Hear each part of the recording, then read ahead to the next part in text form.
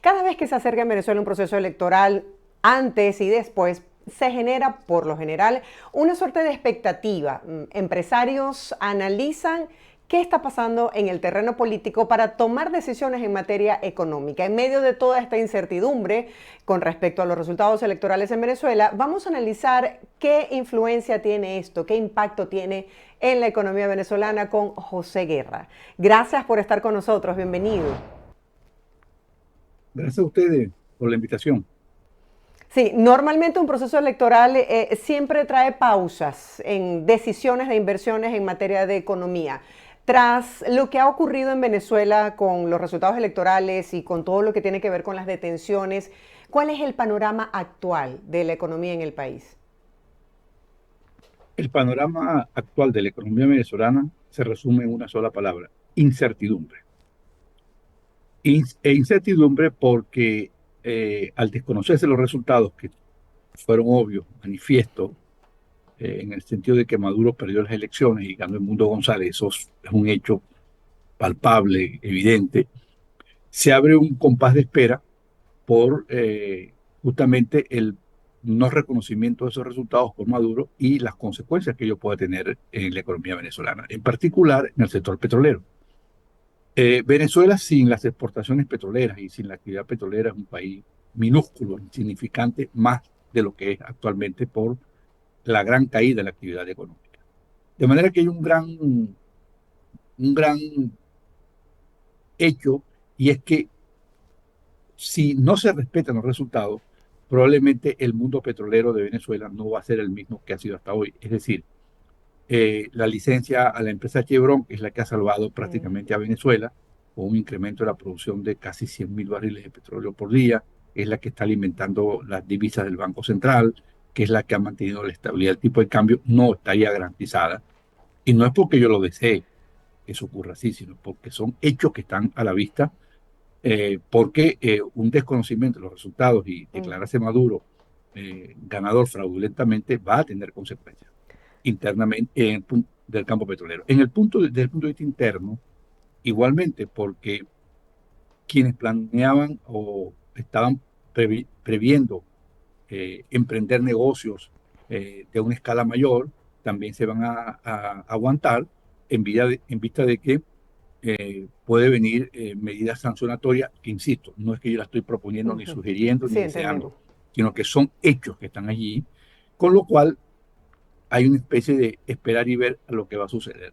Y hoy, evidentemente, pues en una economía que este año ha crecido menos de lo que se esperaba, y las expectativas y las encuestas que hace el Observatorio Venezolano de Finanzas sobre el futuro indican que todos los analistas, los principales analistas, han rebajado la expectativa de crecimiento, han aumentado la expectativa de inflación y también de la devaluación de la moneda. Claro, no podemos hablar del tema económico sin mencionar el tema político y en coherencia con lo que usted está diciendo, el gobierno de los Estados Unidos a través de Brian Nichols decía que van a exigir que rindan cuentas quienes pretendan ejecutar un fraude en Venezuela. Textualmente lo dicen de esta manera. Hablemos desde el punto de vista de la producción petrolera. ¿Cómo se puede ver afectadas estas relaciones, por ejemplo, con Estados Unidos a través de todas estas licencias? La producción petrolera venezolana en este momento alcanza unos 800.000 barriles de petróleo, aproximadamente 850, 830.000 barriles de petróleo, de los cuales la empresa Chevron está produciendo casi 200.000. Si estamos hablando de una cuarta parte, ¿de acuerdo? De esos 800 y tantos. Ahora, esto significa que si el gobierno de los Estados Unidos, motivado en su propia valoración de la situación política de Venezuela, decide modificar la licencia que le otorgó a Chevron, evidentemente la producción petrolera venezolana va a disminuir, ¿verdad? Pero no solamente es la de Chevron, es la de otras empresas extranjeras que son las que tienen viva el incremento de la producción del país, del petróleo de Venezuela, porque también el gobierno, esos países, probablemente de la Unión Europea, algunos de ellos van a tratar de poner una pausa a estos permisos, esta licencia que se otorgan a compañías como Repsol, Mauriel Pron de Francia, entre otras. De manera tal que el panorama no está del todo claro. Y claro, evidentemente, o sea, nosotros como venezolanos deseamos que esto se resuelva, Claro. porque nadie gana con un esquema sancionatorio como el que tenemos. Pero es que la situación política de fraude ya ha escalado a niveles realmente bochornosos, con un CNE y un TCJ tratando de manipular unos resultados y le ha costado, ya vamos prácticamente para 4 semanas y no hay resultado, y eso evidentemente está pesando. Si usted, si usted me dice a mí cuál es el elemento que más pesa en la actividad económica ahorita y en las perspectivas económicas de Venezuela, yo le diría sin ninguna duda que es la política. Ya no es que es el tipo de cambio, que es el anuncio de un plan económico, no, es la situación política la que está condicionando y determinando el curso futuro de la economía venezolana. Y si no se despeja este panorama de manera clara, transparente, evidentemente el país no va a ser el mismo en el 2025 de lo que ha sido en el 2024. Claro, porque también esto tiene un impacto en la seguridad jurídica de las empresas. Hay muchos empresarios que no quieren de pronto o se reservan ese deseo de seguir invirtiendo en Venezuela hasta que no se aclare este panorama. Evidentemente, porque estamos hablando de un gobierno que no va a ser reconocido, un gobierno que tiene repudio internacional, justamente porque o sea, es tan así lo que usted dice, que países que uno no imaginaban que iban a tener una conducta contraria a Maduro la están teniendo. Por el caso de Colombia, el presidente Petro, Brasil, con el presidente Lula, y el presidente de México, que ni siquiera ha reconocido los resultados. No ha sido frontal con Maduro, como lo ha sido Lula, pero no ha reconocido los resultados del CNE.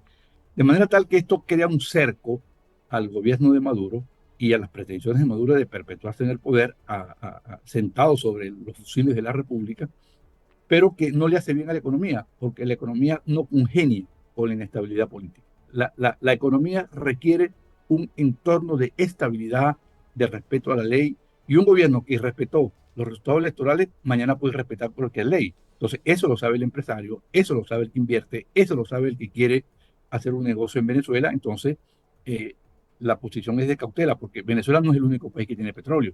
Al lado está Guyana, Colombia está explotando petróleo, ya Argentina está prácticamente alcanzando los niveles de Venezuela con el descubrimiento y explotación, la explotación del reservorio de llamada Vaca Muerta. O sea, oportunidades para invertir en energía hay en todos lados. Entonces Venezuela no tiene el monopolio de la energía, tiene una localización geográfica envidiable, tiene unos reservorios de petróleo muy importantes, pero no es el único país que tiene. Entonces, aquella creencia de que el mundo depende del punto de vista energético de Venezuela no es verdad.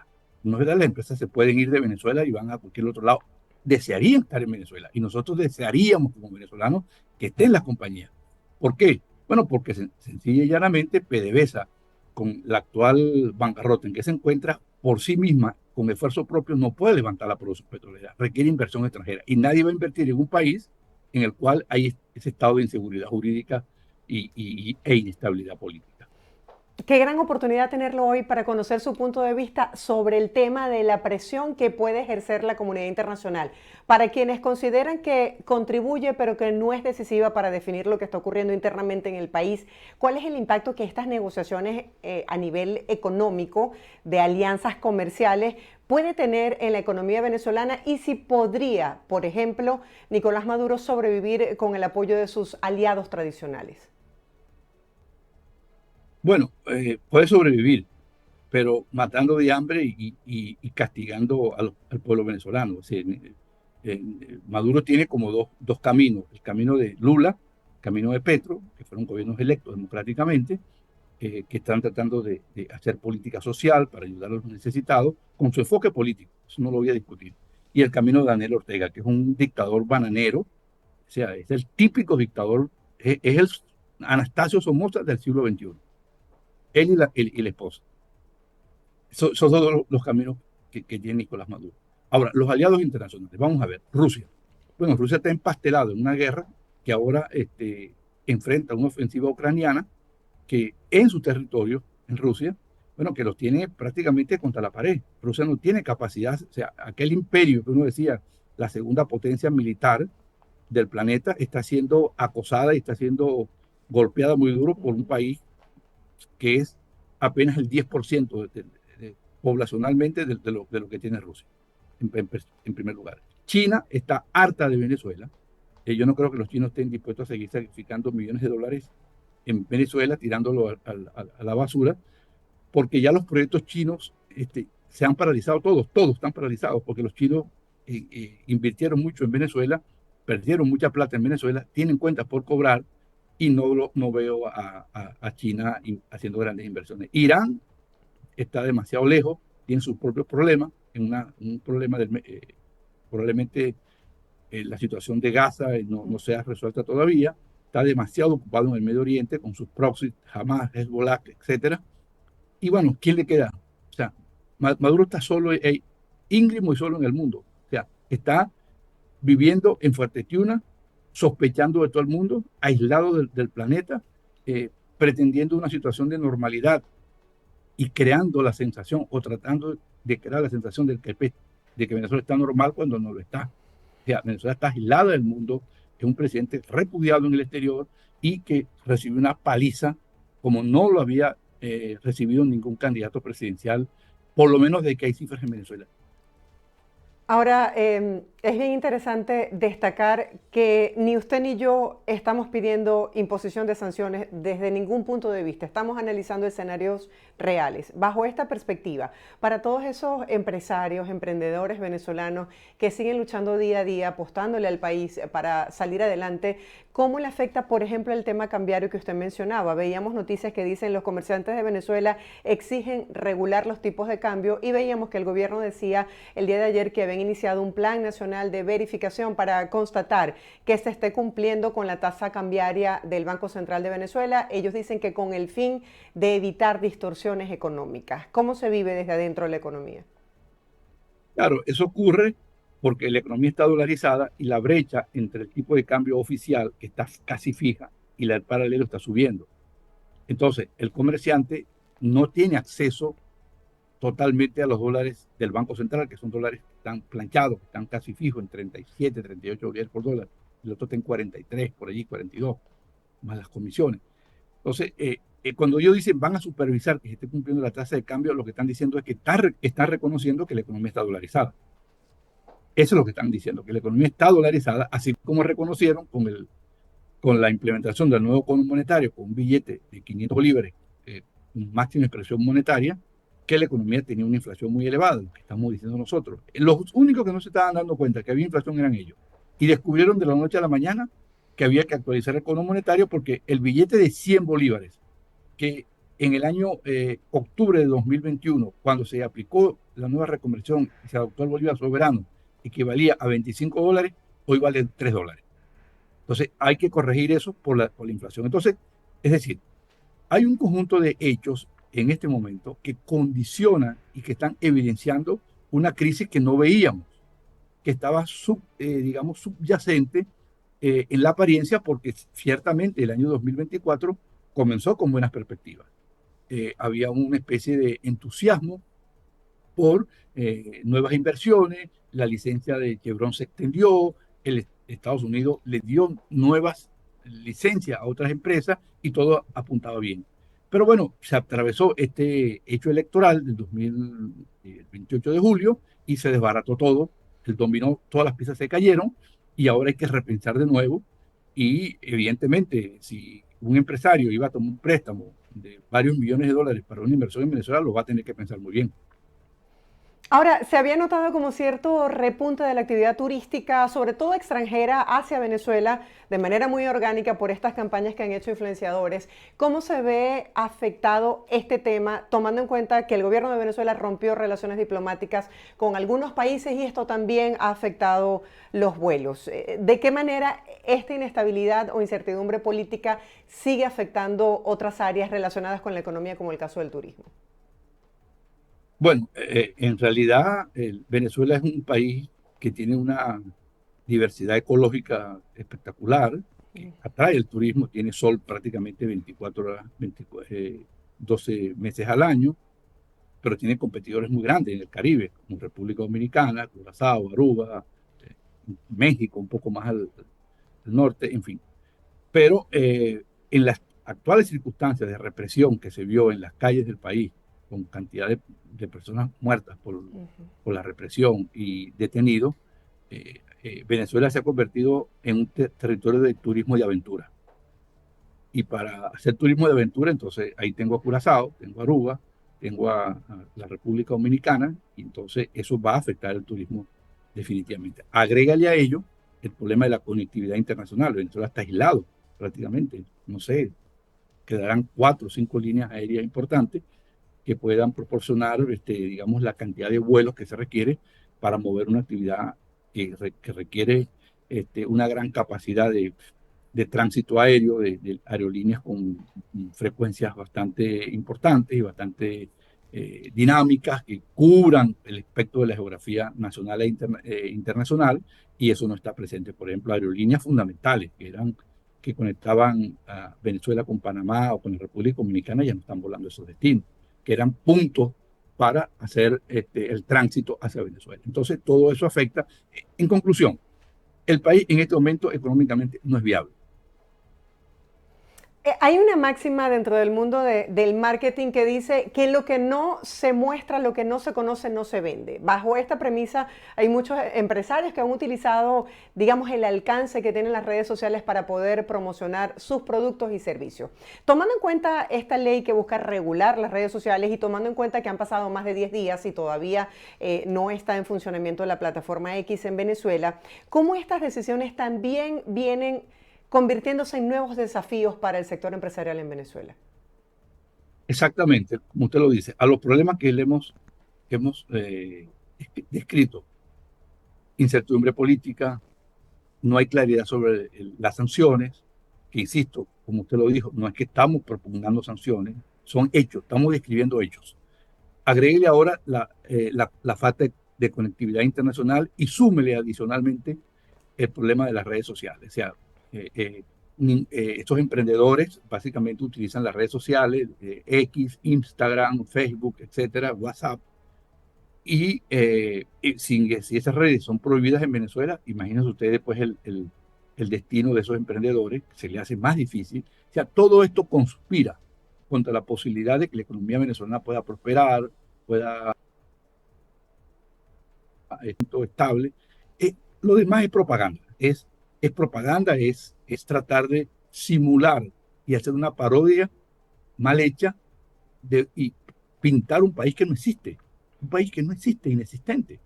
Sí, la maquinaria propagandística del gobierno presenta un país que no existe. Lo que falta ahora es que aparezcan unos aviones, no sé de dónde, con turistas a Margarita o cualquier otro lugar de atracción para el que va y quiere conocer a Venezuela, pero eso es minúsculo. O sea, la actividad, el corazón de la economía está paralizado en este momento. Sí, estaba viendo un pronóstico de una organización que incluye América Latina y hablaba de que las proyecciones económicas iban hacia la baja para este año en América Latina. Tomando en cuenta ese panorama, ¿para qué escenarios debe prepararse el ciudadano común en Venezuela? Si Maduro persiste en declararse dictador y manejarse desde el búnker de la cúpula que tiene en Fuerte Tiuna y sentarse sobre los fusiles a gobernar, el futuro no es promisorio. Ahora, si Maduro, en un acto de reflexión, facilita una transición ordenada, constitucional, democrática, con garantías, Venezuela tiene unas oportunidades enormes de recuperarse. ¿Por qué? Bueno, porque tiene todavía un recurso petrolero que, aunque tiene competidores en América Latina, tiene una localización geográfica envidiable, tiene reservas probadas fácilmente explotables, pero que necesita inversión. De manera tal que todo va a depender del rumbo político que tome Venezuela y básicamente si se resuelve esta crisis política de manera satisfactoria. De otra manera, lamentablemente, no esperemos que la situación vaya a mejorar por mucha propaganda que haya, por muchos emprendedores e influencers que, digamos, que quieran montar un negocio y que hagan una buena publicidad por Instagram o por TikTok, bien hecha, con una carne bien agradable, con una posada bien bonita. Eso no va a reactivar la economía. Eso no va a reactivar la economía. La economía no se reactiva así en ninguna parte. La economía se reactiva con inversiones en Venezuela, en el sector petrolero, en la manufactura, en el sector agrocomercial, agroalimentario, y eso no está llegando a Venezuela, ni va a llegar mientras siga esta situación de inestabilidad política. Hemos visto posiciones en Sí. Venezuela un poco radicalizadas donde dicen que no hay espacio para la neutralidad, pero recuerdo perfectamente un informe del Foro Penal antes de las elecciones en relación a la campaña electoral y decía que el 50% de las personas que habían estado detenidas en ese tiempo de la campaña eran empresarios relacionados con productos o servicios que habían facilitado durante la campaña a la oposición venezolana. ¿Cómo se puede tener una neutralidad? Es decir, para sobrevivir hay que prestarle servicios exclusivamente al oficialismo. ¿Cómo se sobrevive bajo este panorama? Bueno, hay una frase de Ortega y Gasset cuando las tropas franquistas de la Falange tomaron la Universidad de Salamanca y el, el insigne escritor eh, que se enfrentó pues a las tropas, Ortega y Gasset, que era rector de la universidad, dijo, muchas veces callar es mentir, callar es mentir. Es decir, esto que está pasando en Venezuela, según el cual, según la cual se cierran negocios y la gente, muchos no dicen nada porque hay una censura extraordinaria sobre los medios de comunicación, es una forma de mentir. Es una forma de mentir porque se trata de construir una narrativa de normalidad inexistente, una normativa de normalidad antecedida por lo que usted está mencionando. Una persona que tiene una posada con 4 cuartos, la alquilaba y se la cerraba. Unas señoras que vendían empanadas en una carretera, en un kiosquito humilde, freían empanadas, las vendían, le cerraron el negocio. Es decir, esto crea un clima de incertidumbre. Entonces, el empresario dirá, bueno, si eso se lo hacen a un pequeño, a una señora, y con el antecedente de el expropiese, ¿qué quedará para mí? Entonces, todo eso inhibe la inversión, crea un clima de desconfianza. En Venezuela no hay Estado de Derecho. Eso no existe en Venezuela. No hay Estado de Derecho. Maduro está aplicando el principio de Luis XIV. El Estado soy yo. Es decir, no hay forma de que usted pueda ir a un tribunal y ese tribunal decida de manera imparcial, sin favorecer al gobierno, sin favorecer al que está demandando, sino apegado a la ley. Eso no existe en Venezuela. Llama al fiscal o llama a cualquier ministro y esa es la decisión de un fiscal. Y así no va a haber país nunca, ni para ellos, ni para los unos, ni para los otros.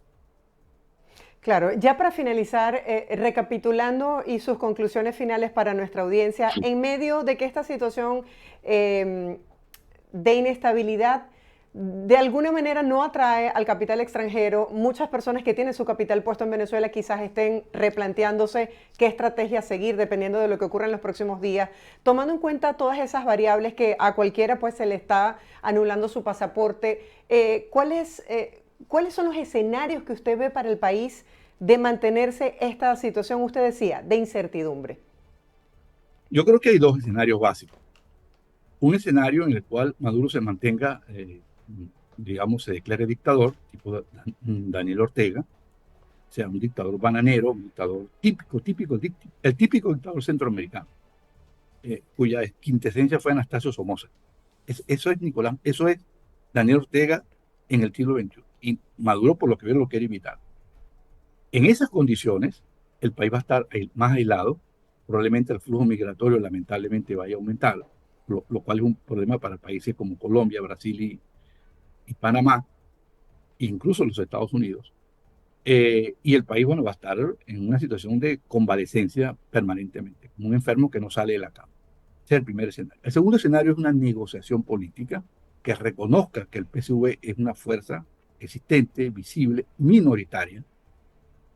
Si usted toma los datos, los datos publicados, los fidedignos, y toma, además, considera la votación potencial en el exterior, la fuerza del PSV, que era 60% con Chávez, hoy es 15%.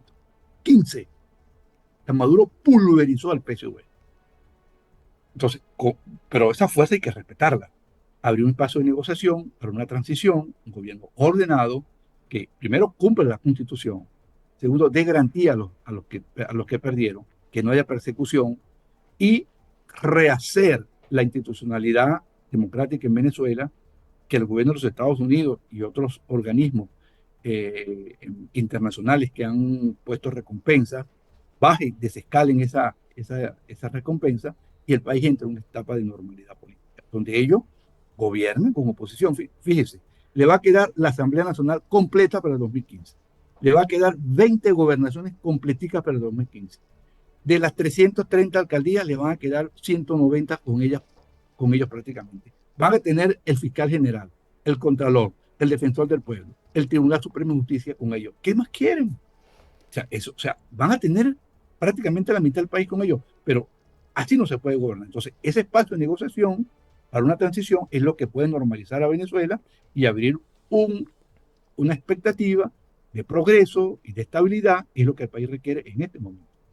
José, ¿me puede responder con un monosílabo? Porque le agradezco el tiempo que nos ha invertido el día de hoy y sabemos que ya estamos cortos de tiempo. ¿Usted cree que se puede dar en Venezuela esa transición? Claro que la creo. Va a ocurrir la transición, porque ningún gobierno se puede mantener por la fuerza todo el tiempo.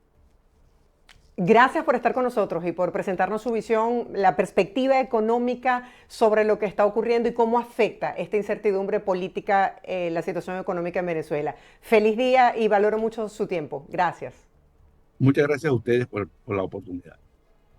Sí, estábamos conversando el día de hoy con el economista José Guerra, evaluando esta otra óptica, cómo afecta la incertidumbre política con respecto a los resultados electorales en Venezuela, el tema económico, eso que ustedes viven día a día, el ciudadano común cada vez que va a la calle a comprar algún artículo.